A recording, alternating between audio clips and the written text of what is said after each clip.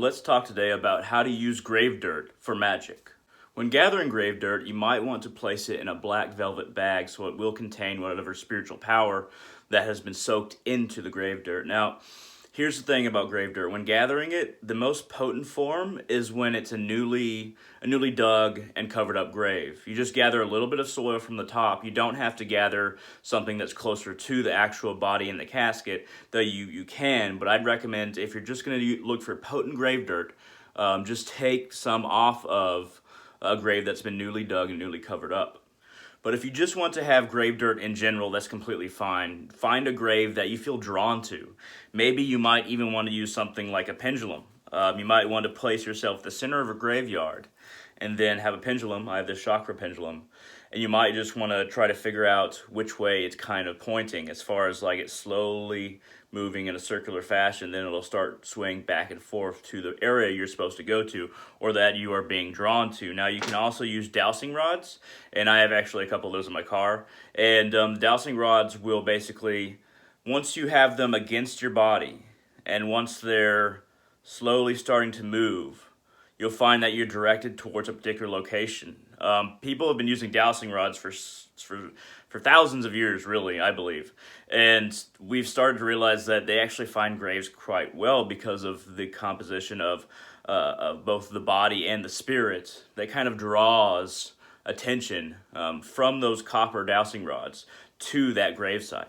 Before you gather grave dirt, you might want to make an offering. Now, once you know the spirit, once you know the name of the person that exists in that grave, you might want to make an offering of Florida water. Pour it along the edge of the grave and say, I ask so-and-so to come with me as I take this dirt from the graveyard, and to give power to that dirt. And you might also want to offer some frankincense or dragon's blood incense, burn it at the grave spot while kind of meditating, kind of thinking on that person. Maybe you don't know anything about them, but just allow your thoughts to come to you as they come. Do not try to direct your thoughts in any one direction. And you might get a general sense of who that person was and what kind of energy you're gathering for the collection. If you're going to work with grave dirt, I highly recommend that you practice something that's called nocturnal witchcraft. So in nocturnal witchcraft, you might have something like a black altar cloth over a small table or your dresser or what have you, or your ritual station. And then you want to use a black and a silver candle. So to your left will be the black candle, the stick candle, and to your right will be the silver candle. Of course, these little candles, if they're stick candles, should have holders. If they're votives, they should also have holders. You want that orientation with the black and the silver candle, and then you place the bag of grave dirt in the center. And then from there, you might try to either cast a spell or make a talisman. When casting a spell, you might do something like piercing your finger with a lancet if you're going to work with your own blood. Now be very careful, because if you do not feel this grave dirt should become living again, should not manifest a higher intensity of energy, do not allow your blood to touch that soil. But if you feel like you're ready to cast a spell, like you get a good feeling from this grave dirt, pierce your finger with a lancet. I can't tell you to do this, I can't endorse this, but how you do it is that you pierce your finger with a lancet, and then you draw a sigil upon a piece of parchment. And with that grave dirt, you do this on your altar with the black and the silver candle. Now, once you do that, you draw a sigil upon the parchment. And it might be a sigil that has to do with the Elder Futhark. It might be a rune. It might be a sigil that's come from some grimoire. It might be a personal sigil that you are manifesting the spell through. Maybe it's even just a heart if it's a love spell. But you draw that with your blood onto the parchment, and then you might place some grave dirt on top of it. And then once you place that grave dirt on top of it, if you're casting a spell, you crumple up that piece of parchment around that grave dirt and around that sigil. And here's what you can do. You can either bury it, put it in a black velvet bag and bury it, or you can actually burn the parchment underneath that grave dirt and allow the ashes to kind of hopefully you're near a window, you're outside, but allow those ashes to kind of go off into the wind, and your spell can be cast. Now, if you have Gravedirt on top of those ashes still, what's really good is that you have to be willing to bury it, and it has to be buried pretty close to you if you want the spell to remain effective. So that power is still near you, but you want to put it out of your mind once you cast that spell. But bury the Gravedirt out back, out front, wherever you have dirt that's near you, and once you bury it, make sure to cover it up and try to put it in a place that's not going to be disturbed. That'll help your spell come to fruition more easily. Now, if you're making a talisman and you want to do it, granted it's at night, and then you have the silver and black candle on your altar, you might want to make a talisman by using, a small glass bottle with a cork. I love using bottles with corks. They seem to be the most effective when doing any kind of magic, especially with talismans. And you might want to actually just drop some of the Gravedirt in there. Just pick up pinches of it out of the bag, and then just allow it to kind of like whatever falls into the vial. Rub it between your fingers and allow the finest parts to go into the vial, and then the rest fall to the side. And you also either might want to throw it away or bury it is the best option. But once you have some of that Gravedirt in the vial, what do you want that talisman to be for you? Do you want to carry it, or do you want it to be at your house? Now, no matter what kind of talisman you're making, if it's a general talisman of protection, you might want to add something like Snowflake Obsidian.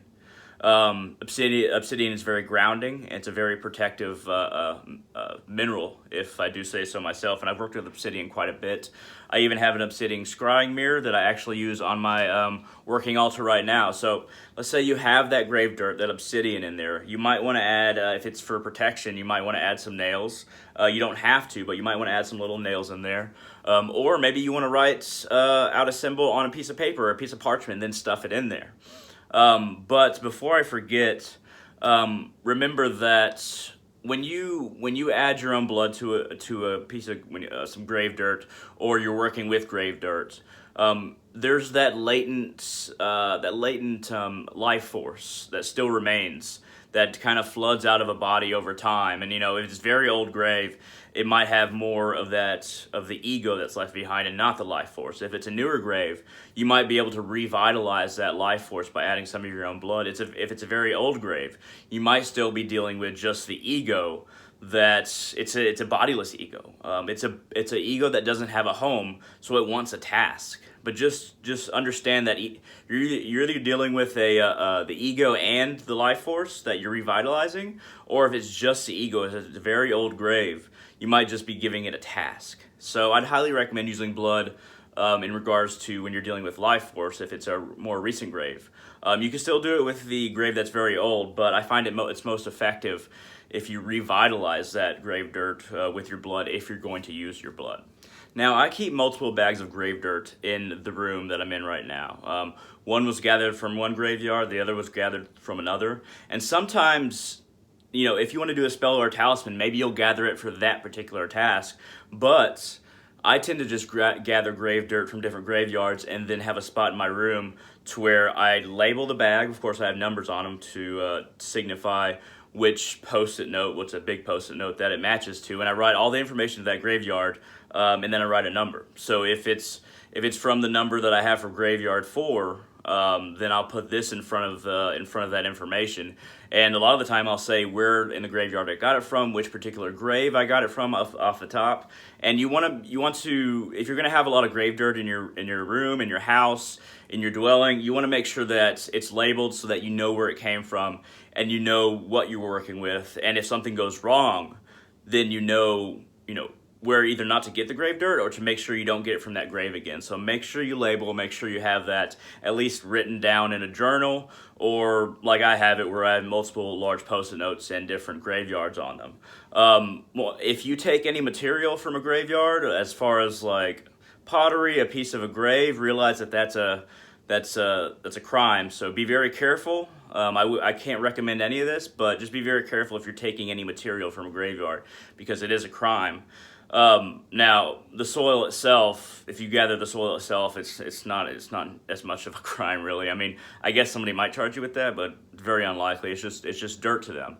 But for us, this is stuff that we can work with, we can use, and maybe we can even reach out to the other side, depending on if you're trying to work with a particular grave over a long period of time. If you're trying to do that, and you want to reach out to that particular spirit, that particular soul, if you will, the soul moves on, the spirit kind of remains, and the life force kind of drains back in. The ego, if it cannot let go of life, will remain as well. So just kind of understand the difference between the different parts of a being who was once alive. Now, 2 books I would recommend to help you work with spirits, to understand them a little bit better, and to be able to develop the ability to communicate with spirits are, if you're into Vodou, the Haitian Vodou Handbook, Writing with Aloha by Kenas Phelan. Very good book if you're interested in that section of spirituality and working with grave dirt in a graveyard. He doesn't have that in it specifically, but it helps you understand the spirits you can call out to and how to work with them. Also, this is a great book that I haven't actually read a whole lot from, but from what I have read, it's a wonderful book. It's by Raymond Buckland, and it's the Book of Spirit Communications. Raymond Buckland puts out a lot of good books. He has one on Wicca, and he gets really down to the individual practices and how to do them. He even tells you how to forge a blade of your own in the Wiccan one, but I'm getting off topic. Anyway, those are 2 really good books that'll help you, and if you're working with runes and you really want to incorporate them into your spiritual practice that you do in a graveyard or with grave dirt after you're in a graveyard, that'll help you, if you can put together a certain amount of runes and the certain sequences that you feel are right for your spell, that can be what you write onto the parchment that you put the grave dirt in. And this is this is Futhark, a handbook of rune magic. This is basically what I call my rune Bible. It's very useful. I've just torn this thing up. It's by Edred Thorson. Very, very useful. Whatever you do, just make sure to be very careful. Understand that you're working with, you're not working with things of this side. But kind of tethers are still here, and of course the life force, the spirit is still here, but it's in a process of passing into the earth itself, really, being filtered back in. Just like the egos that might be left behind, if they can't let go, their consciousness is being recycled. So in a way, you might be adding a tether between them being recycled in this world. So if you find that morally unacceptable, then you might want to reconsider. If you find all of this very interesting, I'm more than willing to answer questions in the comment section below. Now, on Ouija boards, I haven't had a lot of success with Ouija boards. I've used grave dirt in conjunction with mine, and I've used my own blood in conjunction, but I've had just a very little amount of success, and the messages I got were very basic, very vague. Pendulums, I've had a little bit more success, and of course, like I said, the dowsing rods will definitely, as far as my experience, will definitely lead you to where you're being called, and a spirit that wants to speak or be worked with. It's always great to have a good knowledge of some meditative technique that you use that works for you. That's not something necessarily anybody told you, but something you've kind of developed, like, okay, this meditation works for me. And you might want to meditate at that grave as you offer it, the Florida water or some incense. And you might even want to leave some food and maybe something to drink, maybe pour some alcohol. And I mean, spirits in general love to be offered alcohol and food. So just try to treat a spirit like it's going to be your friend. Treat that grave dirt as if it's kind of a phone number. And experiment. Just be very careful. So, if you have any questions, comments, concerns, shoot them down in the comment section below. This is a very short video. I can go into this more deeply in the future. But if you like videos like this and you want to know more about grave dirt and working in graveyards, which I've done quite a bit of, feel free to let me know in the comment section below. And if you want to support my channel in general, you find my content interesting, you can donate just $1 a month at Patreon. You get a little bit extra content as well. So that's at www.patreon.com/darkrealist. Capital D, capital R. And I don't include a lot of extra content, but there's stuff there, and it's a really great way for you to support the channel and to get other people to support the channel as well by just giving me $1 a month on Patreon. That's $12 a year. So, please do that. If this was a little bit interesting, but you don't really want to become a patron, hit that thumbs up down there. And I hope to see all of you on my channel in the future.